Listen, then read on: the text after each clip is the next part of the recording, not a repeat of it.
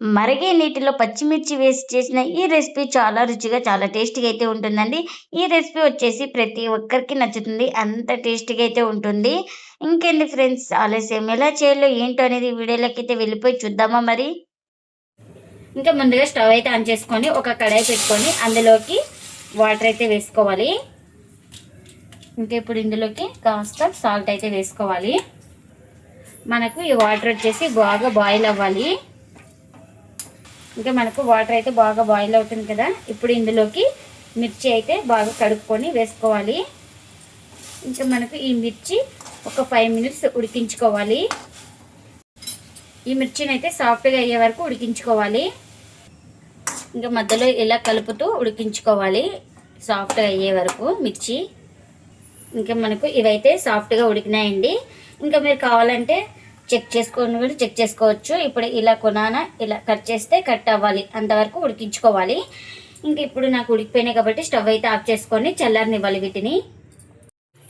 ఇంకా ఇప్పుడు ఇవైతే పూర్తిగా చల్లారినాయండి. ఇప్పుడు ఒక మిర్చిలో ఇలా 2 భాగాలుగా అయితే కట్ చేసుకోవాలి. ఇక్కడ చూపిస్తున్నాను కదా, ఇలా అన్నిటికీ ఇంకా 2 భాగాలు అయితే మిర్చిని కట్ చేస్తున్నాయి. ఇలా ఇంకా ఇదే ప్లేట్లో పెట్టుకోవాలి. ఇలా కట్ చేసుకొని చూడండి, ఇలా బాగా సాఫ్ట్గా ఉడికితే మనకు మసాలా అనేది మిర్చికి బాగా పడుతుంది. ఇంకా ఇలా కట్ చేసుకున్న వాటిని పక్కన పెట్టేసుకుందాం. ఇంకా ఒక మిక్సీ జార్ అయితే తీసుకొని అందులోకి 1 స్పూన్ దాకా జీలకర్ర అయితే వేసుకోవాలి. ఇంకా అలాగే ఇందులోకి రుచికి తగినంత సాల్ట్ని కూడా వేస్తున్నా. ఇంకా ఇందులోకి వెల్లుల్లి రెబ్బలు ఇలా చిన్నగా కట్ చేసుకొని వేసుకుంటున్నా. మనకు త్వరగా గ్రైండ్ అవుతుందనేసి ఇంకా ఇలా చిన్నగా కట్ చేసుకున్నాను. ఇంకా ఇప్పుడు మూత అయితే పెట్టుకొని బరకగా గ్రైండ్ చేసుకోవాలి. ఇంకా గ్రైండ్ చేసుకున్న తర్వాత ఒక ప్లేట్లోకి అయితే తీసుకుంటున్నాను. చూడండి, ఇలా కచ్చపచ్చగా గ్రైండ్ చేసుకోవాలి, అప్పుడే టేస్ట్ చాలా బాగుంటుంది. ఇంకా ఇప్పుడు ఇదే జార్లోకి ఆనియన్స్ అయితే ఒక పెద్ద ఆనియన్ తీసుకొని ఇలా కట్ చేసుకున్నాను. ఇంక ఇప్పుడు దీన్ని కూడా బరకగా గ్రైండ్ చేసుకోవాలి. ఇంకా ఆనియన్స్ కూడా గ్రైండ్ చేసుకున్న తర్వాత ఒక ప్లేట్లోకి అయితే తీసుకుంటున్నాను. ఇలా బరకగానే ఉండాలి, పచ్చగా ఉంటే మనకు తినేటప్పుడు టేస్ట్ అనేది చాలా బాగుంటుంది. ఇంకా ఇప్పుడు వీటన్నిటిని పక్కన పెట్టేసుకుందాం. ఇంకా ఇప్పుడు కడాయిలో ఆయిల్ అయితే వేసుకున్నాను. ఒక 2 స్పూన్ దాకా ఆయిల్ అయితే హీట్ అయింది. ఇప్పుడు ఇందులోకి కాస్త జీలకర్ర ఆవాలు అయితే వేసుకోవాలి. ఇంకా జీలకర్ర ఆవాలు వేగిన తర్వాత ఇంకా ఉల్లిపాయ పేస్ట్ కూడా వేసుకుంటున్నా. మనం ముందుగానే కచ్చపచ్చగా అయితే గ్రైండ్ చేసుకున్నాం కదా, ఆ ఉల్లిపాయల పేస్ట్ కూడా వేసుకోవాలి. ఇంకా ఇప్పుడు ఈ ఉల్లిపాయలు అనేది పచ్చివాసన పోయే వరకు అయితే ఫ్రై చేసుకోవాలి.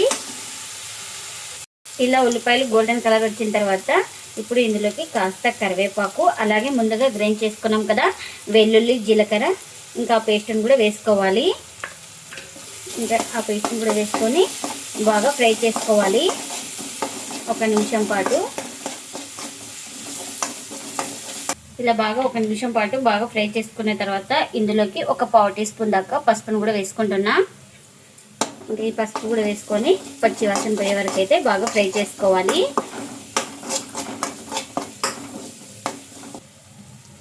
ఇంకా ఇలా ముందుగా కట్ చేసి పెట్టుకున్నాం కదా ఈ మిర్చిని కూడా ఇందులోకి అయితే వేస్తున్నా. ఇంకా ఇలా అన్నీ వేసుకున్న తర్వాత ఇలా బాగా కలుపుకోవాలి. మనకు మిర్చికి బాగా మసాలా బాగా పట్టాలి. మీకు ఇక్కడ ఏమైనా సాల్ట్ తక్కువ అనిపిస్తే సాల్ట్ చెక్ చేసుకొని వేసుకోండి.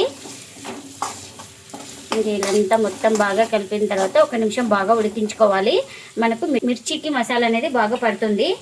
ఇలా మిర్చికి బాగా మసాలా పట్టిన తర్వాత ఇప్పుడు ఇందులోకి ఎండు కొబ్బరి పొడి అయితే ఒక 2 స్పూన్ దాకా వేసుకోవాలి. మనకు ఫస్టే వేస్తే మాడిన వాసన వస్తుంది కాబట్టి దించే ముందు వేసుకోవాలి. ఇలా కొబ్బరి పొడి వేసుకొని ఇలా మొత్తం బాగా కలుపుకొని ఇంకా స్టవ్ అయితే ఆఫ్ చేసుకోవాలి. అప్పుడే టేస్ట్ చాలా బాగుంటుంది. మరిగే నీటిలో పచ్చిమిర్చి వేసి చేసిన ఈ రెసిపీ చాలా రుచిగా, చాలా టేస్టీగా అయితే ఉంటుందండి.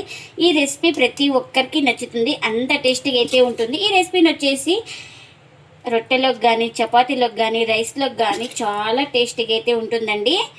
తప్పకుండా ట్రై చేయండి, మీరు కూడా చాలా ఇష్టంగా తింటారు. తప్పకుండా మీరు కూడా ఒకసారి ట్రై చేసి మీకు ఎలా వచ్చిందో కామెంట్ అయితే చేయండి ఫ్రెండ్స్. ఇదండి ఇవాళ వీడియో. ఈ వీడియో కనుక నచ్చితే ప్లీజ్ లైక్ చేయండి, షేర్ చేయండి, కామెంట్ చేయండి, అలాగే లైక్ చేసి సపోర్ట్ చేయండి friends. Thanks for watching. Bye bye.